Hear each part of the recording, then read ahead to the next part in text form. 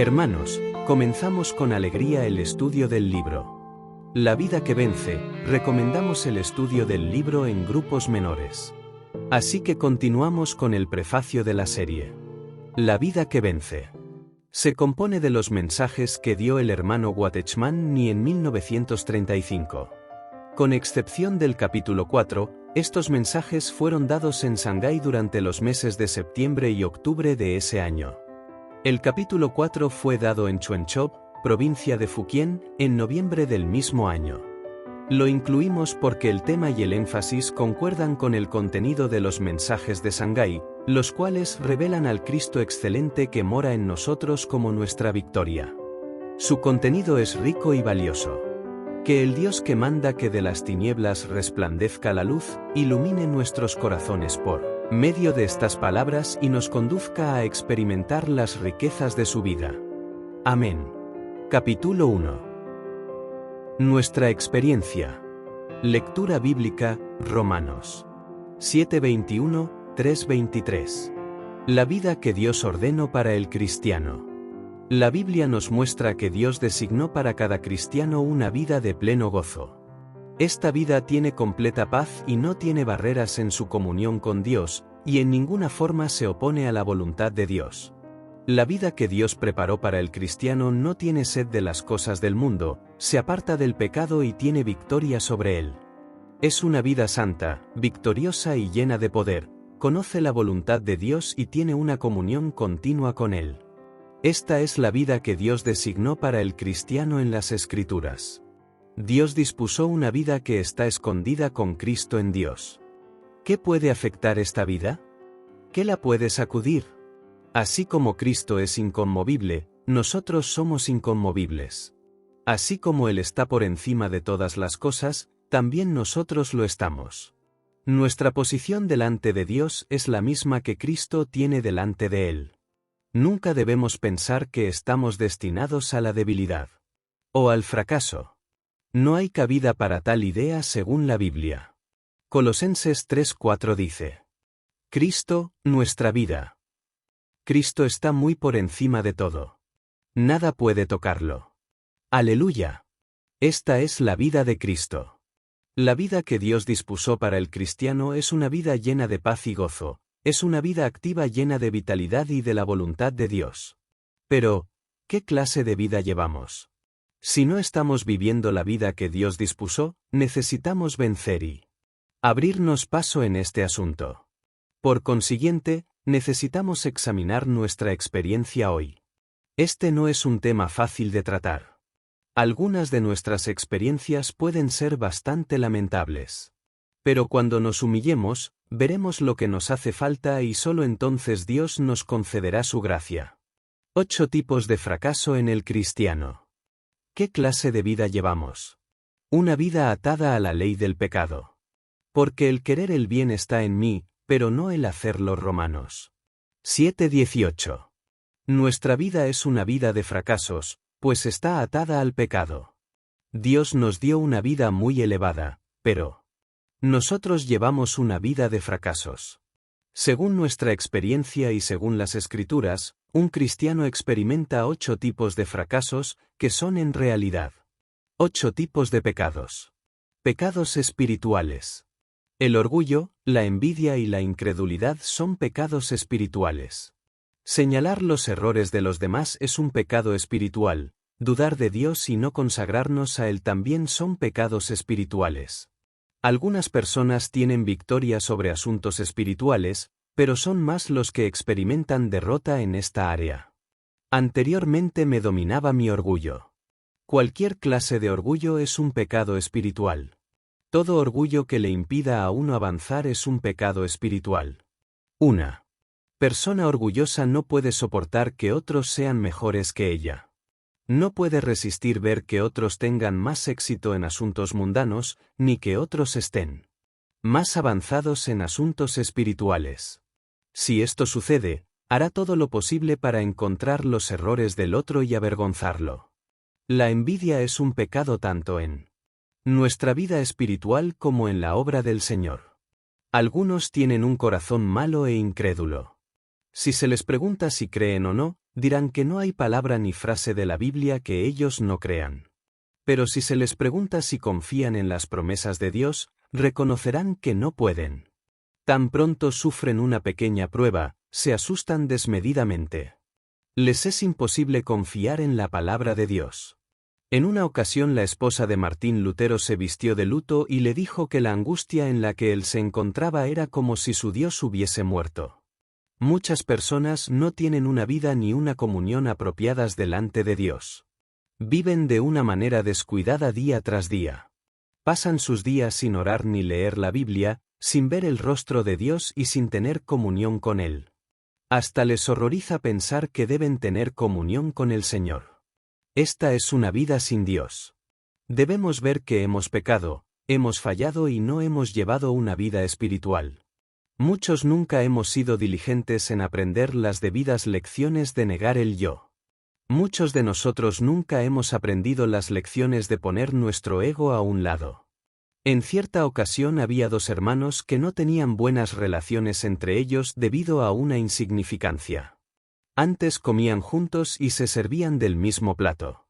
Uno de ellos siempre escogía para sí la mejor carne del plato.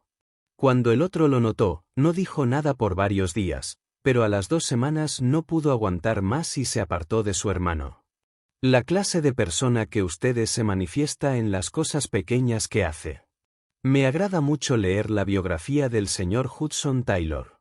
Cuando él viajaba predicando, casi siempre escogía el peor cuarto y la peor cama. Aunque esto es algo pequeño, la manera en que uno maneja estos asuntos manifiesta si uno vive o no en la presencia de Dios. Pecados de la carne. No solo tenemos pecados espirituales, también tenemos pecados de la carne.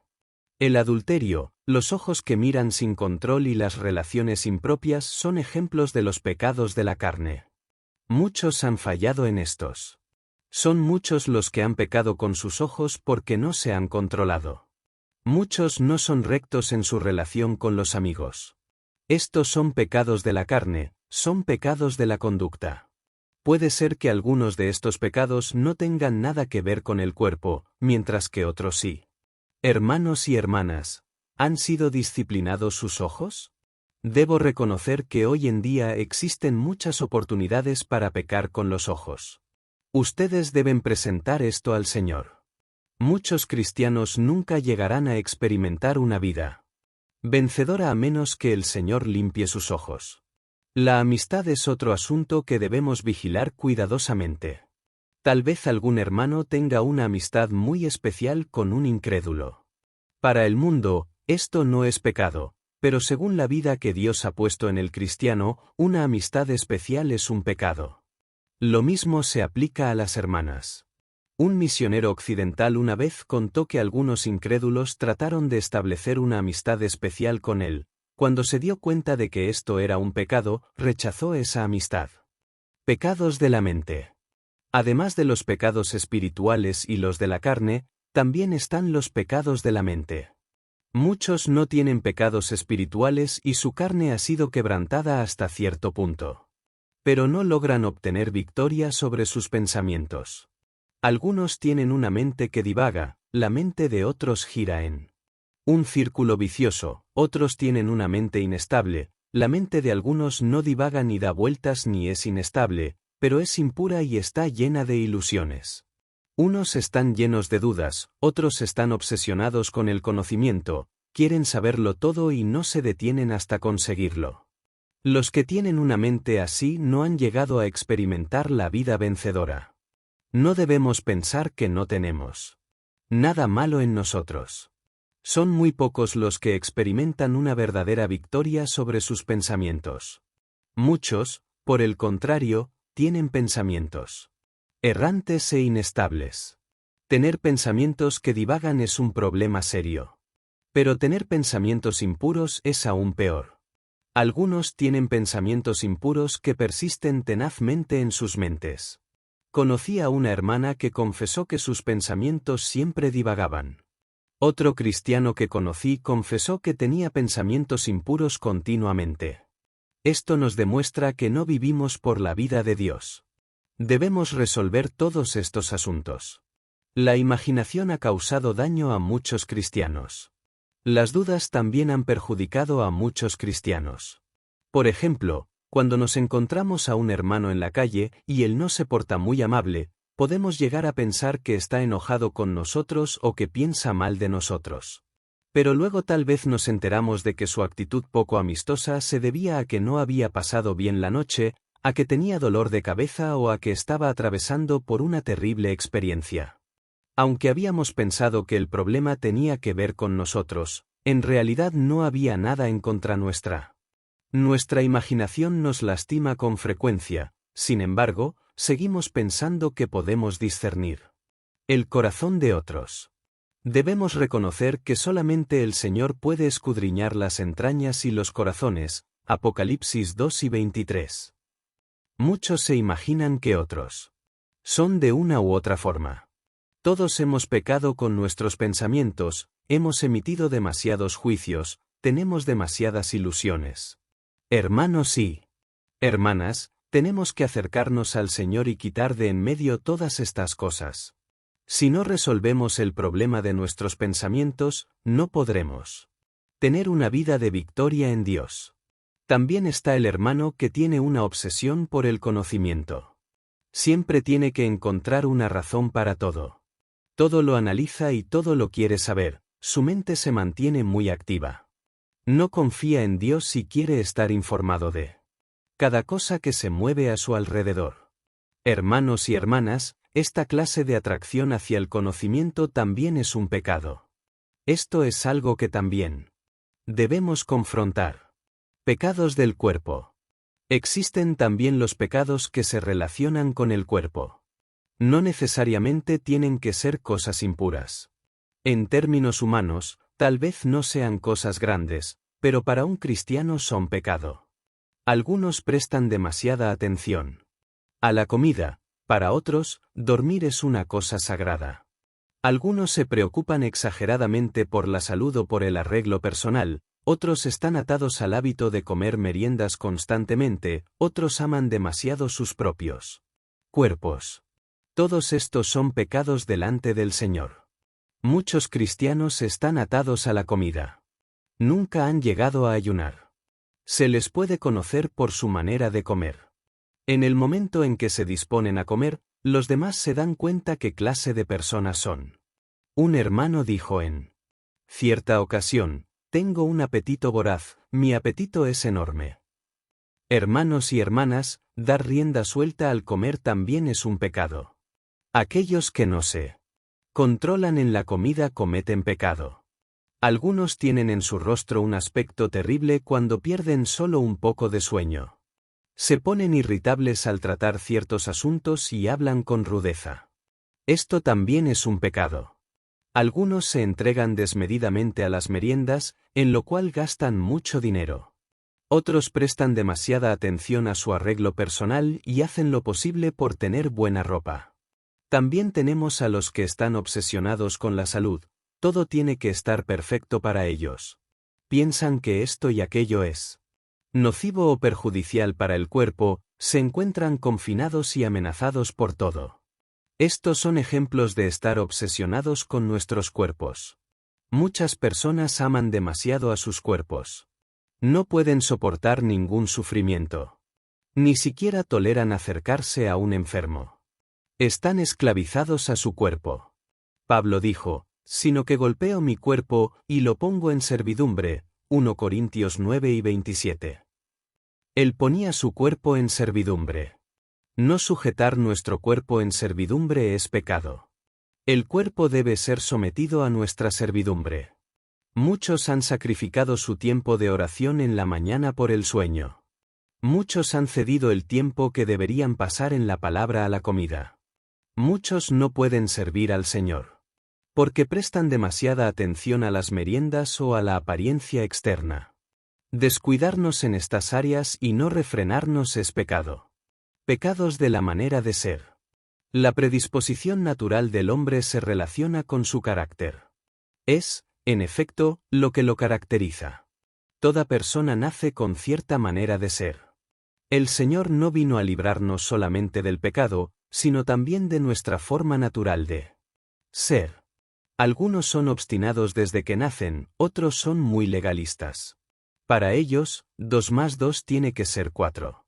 Son muy correctos, pero a la vez son demasiado rígidos. Lo que para ellos es correcto, tiene que ser lo correcto, y lo que piensan que es incorrecto, es sin duda incorrecto. Son muy inflexibles. En lo que son y en lo que hacen siempre se comportan como el juez supremo. Si bien es cierto que a menudo son muy justos, su justicia tiene cuernos. A ellos les falta amabilidad y dulzura en su trato con los hermanos. Su justicia es dura e inflexible. Hermanos y hermanas, esto también es pecado. Otros son demasiado débiles. Temen tomar cualquier responsabilidad. Todo les parece aceptable. Son el otro extremo de los hermanos obstinados que acabamos de mencionar. Algunos se engañan pensando que un hombre amable es un hombre santo. Pero, ¿cuántos hombres amables ha usado Dios? ¿Era el Hijo de Dios solo un buen hombre? El carácter natural también es un pecado y necesita ser quebrantado. Algunos quizás no sean demasiado duros ni demasiado amables, pero les gusta presumir. ¿A dónde van? Desean llamar la atención, en donde quiera que se encuentren, siempre quieren ser ellos los que hablen. Aunque no tengan la oportunidad de hacer algo, de todos modos se pasearán para saludar a todos los presentes. No importa dónde se hallen, no estarán satisfechos hasta que todos hayan notado su presencia. Ellos nunca pasan inadvertidos en los lugares a donde van y jamás se quedan callados. Algunos hermanos son muy retraídos. No les gusta que los noten en ninguna parte. Siempre buscan un rincón donde sentarse. Esto también es pecado y debe ser eliminado. Algunos hermanos reaccionan con mucha rapidez, mientras que otros son demasiado lentos. Una vez un hermano dijo: «Alabado sea el Señor. Tengo un temperamento que reacciona con facilidad.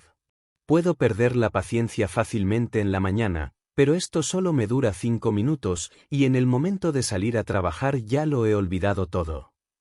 No obstante, su esposa y sus hijos sufren continuamente. Cuando regresa del trabajo, su esposa aún está sufriendo. Esto le parece muy extraño a él. Hasta piensa que es muy buena persona. Esto es un pecado y también debe ser confrontado. Algunos son lentos en todo. Pueden posponer un asunto un día o 10. Esto es ociosidad.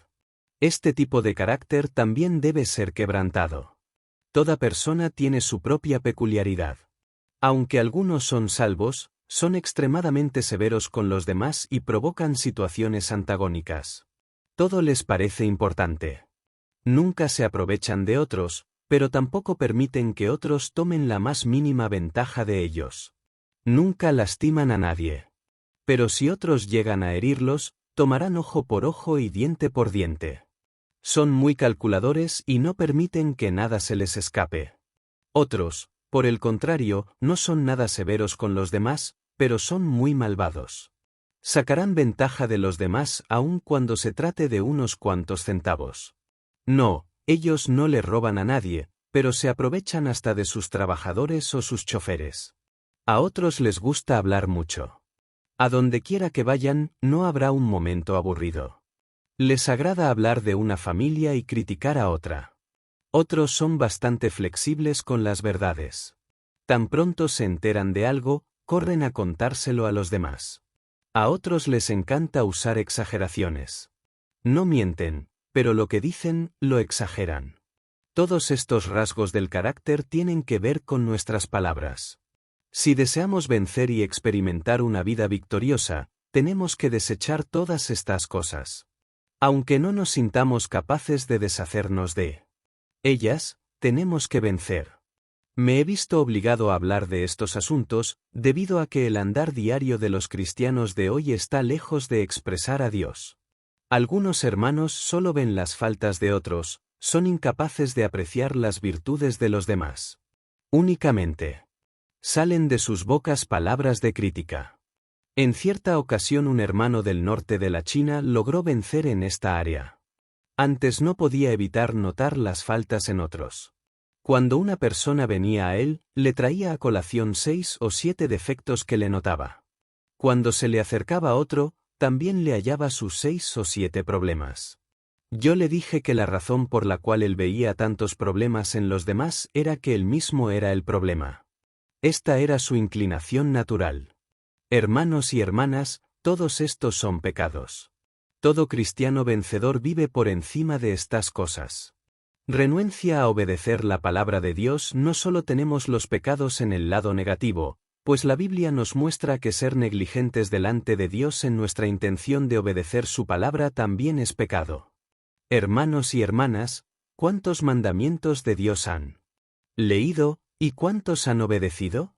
¿Cuántas personas aman a sus cónyuges?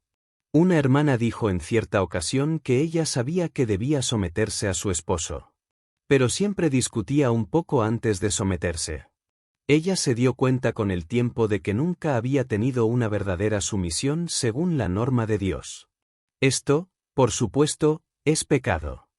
¿Cuántos cristianos piensan que estar triste es pecado? La Biblia dice que debemos regocijarnos siempre. ¿Cuántos cristianos han obedecido este mandamiento? Debemos ver que estar triste es pecado. Todos los que no se regocijan, pecan. El mandamiento de Dios dice que por nada debemos estar afanosos.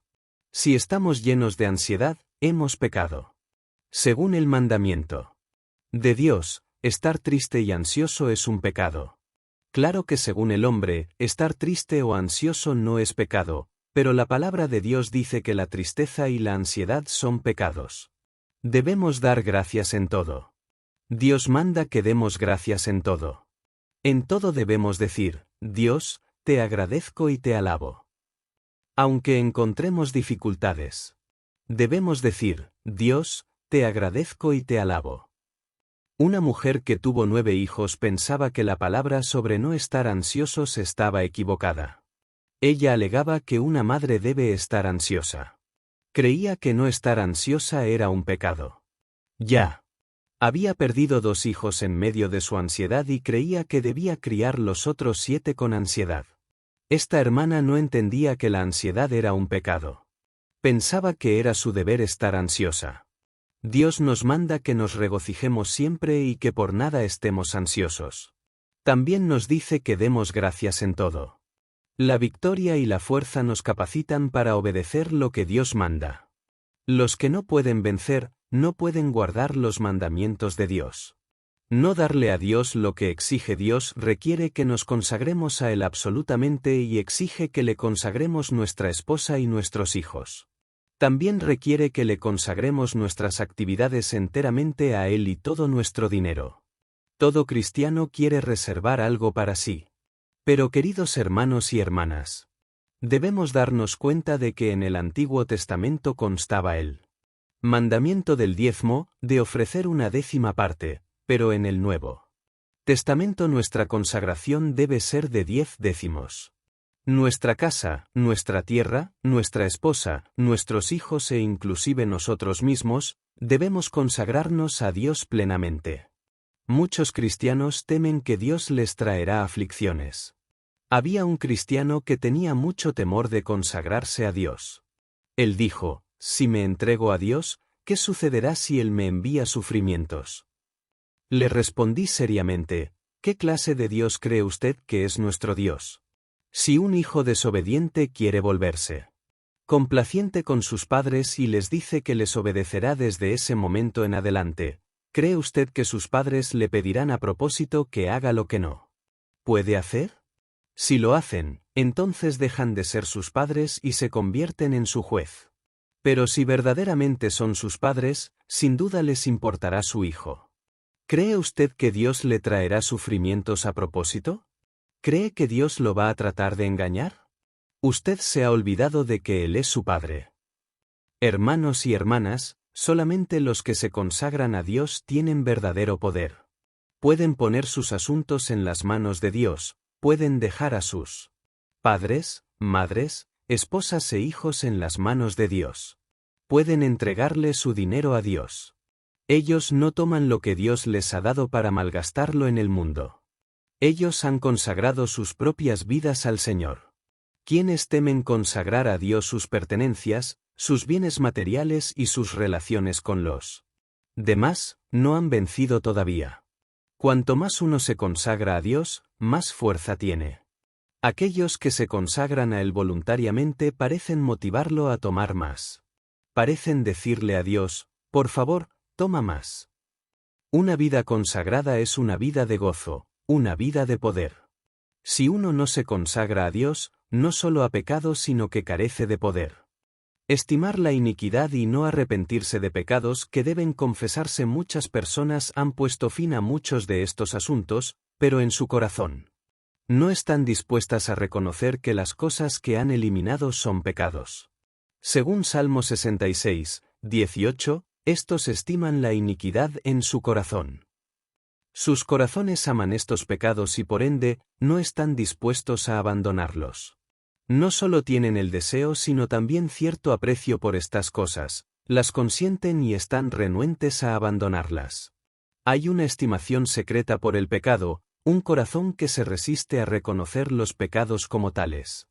Aunque nunca reconoceríamos nuestro amor por estas cosas y aunque nuestros labios jamás dirían que las amamos, nuestro corazón se va tras ellas antes de que nuestros pies las sigan. Muchas veces el pecado no es un asunto de comportamiento exterior, sino de un amor en el corazón. Si tenemos iniquidades que estimamos en nuestro corazón, necesitamos reconocerlas. Muchas personas no solo están inclinadas a la iniquidad, sino que también se rehúsan a reconocer muchos de sus pecados. Un creyente con frecuencia ofende a otro hermano. Cuando se le llama la atención sobre el asunto, rápidamente admite que ofendió al hermano. Luego trata de cambiar su comportamiento.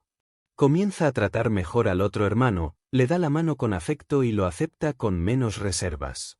Hermanos y hermanas, lo máximo que podemos hacer es cambiar nuestra actitud, pero Dios no reconocerá esto. Dios no reconoce los cambios en nuestra actitud. Muchas cosas requieren restitución. El dinero debe ser devuelto. Aunque muchas personas no tienen tiempo de escuchar nuestras largas historias, de todos modos tenemos que confesar nuestros pecados. En cuanto a la confesión, la Biblia nunca dice que debemos hablar detalladamente con otros de nuestros pecados, y tampoco dice que enumeremos nuestros pecados como una novela. El Señor dice, si tu hermano peca, Mateo 6 y 15, no importa cuántos pecados sean. Cuando un hermano se nos acerca y confiesa, hermano, he pecado contra ti, tenemos que perdonarlo. Hay muchas cosas escondidas que no es necesario contar. No hay oído en la tierra digno de escucharlas ni oído capaz de soportarlas todas. Hermanos y hermanas, ¿por cuántos pecados nuestro corazón aún siente apego? ¿Cuántos pecados aún no hemos sacado a luz? Si tenemos algún pecado, tenemos que vencerlo. A menos que venzamos, no podremos prevalecer sobre estos pecados. Vencer es necesario y posible. Hermanos y hermanas, si ustedes descubren que tienen alguno de los pecados mencionados, ciertamente necesitan vencer. No sé cuántas de estas 8 clases de pecados usted haya cometido. Quizás 1 o 2, tal vez más. Pero Dios no permitirá que 1 ni 2 ni más pecados lo enreden. Puede ser que usted observe unos cuantos defectos en un hermano, que detecte manchas en otro y unas cuantas faltas en un tercero. Pero no está bien tener tantos errores. No es necesario que tengamos estos errores. Debemos dar gracias al Señor y alabarlo. Porque todos los pecados están bajo nuestros pies. Démosle gracias al Señor y alabémosle. No hay pecado, por grande que sea, que tengamos que cometer. Demos gracias a Dios y alabémosle. No hay tentación tan grande que no pueda ser vencida. La vida que el Señor ha dispuesto para nosotros es una vida de comunión ininterrumpida con Dios. Todo cristiano puede hacer la voluntad de Dios y puede ser totalmente librado de sus afectos naturales. Todo cristiano puede vencer el pecado completamente y también su carácter. El cristiano puede consagrarlo todo a Dios y ser librado del amor que le tiene al pecado. Demos gracias a Dios y alabémosle. Esta no es una vida idealista, es una vida que puede ser llevada a la práctica plenamente. Seamos francos y no nos engañemos a nosotros mismos. Tenemos que orar a Dios y pedirle que no nos deje engañarnos a nosotros mismos. Dios solo puede bendecir a una clase de personas, las que son francas. Delante de Él. En la predicación de Felipe vemos que la bendición de Dios solo llega cuando la mentira se detiene. Debemos decir, oh Dios, te he mentido. Perdóname. Cuando oramos de esta manera, el Señor inmediatamente nos bendice. Hermanos y hermanas, quizás ustedes hayan dicho, oh Dios, satisfáceme. Pero debemos entender que los que están insatisfechos no necesariamente tienen hambre. Para poder ser satisfechos debemos tener hambre. Cuando el hijo pródigo abandonó a su padre y lo malgastó todo, deseaba llenar su vientre con las algarrobas que comían los cerdos. Nadie le daba nada. Esto es estar insatisfecho. Algunos se encuentran diariamente insatisfechos y procuran llenar su vientre con algarrobas. Una cosa es estar insatisfecho y otra tener hambre. ¿Cómo podemos estar satisfechos cuando estamos débiles y cayendo constantemente? Aunque no estamos satisfechos, nos llenamos de cosas y vivimos esta clase de vida día tras día. No solo necesitamos estar insatisfechos, sino también tener hambre. El Señor solamente puede bendecir a una sola clase de personas en esta conferencia, las que tienen hambre. Dios no prometió satisfacer a los insatisfechos. Hermanos y hermanas, dejemos todas las mentiras. Ya le hemos mentido a Dios mucho tiempo. Hemos fracasado. Hemos fallado delante de Dios. Hacer esta confesión ante los hombres es una gloria para el nombre de Dios. Denle gracias a Dios y alábenlo. Todos los que son francos serán bendecidos. Denle gracias al Señor y alábenlo. Creo que muchos en esta ocasión tendrán un encuentro con Dios y que Dios los bendecirá.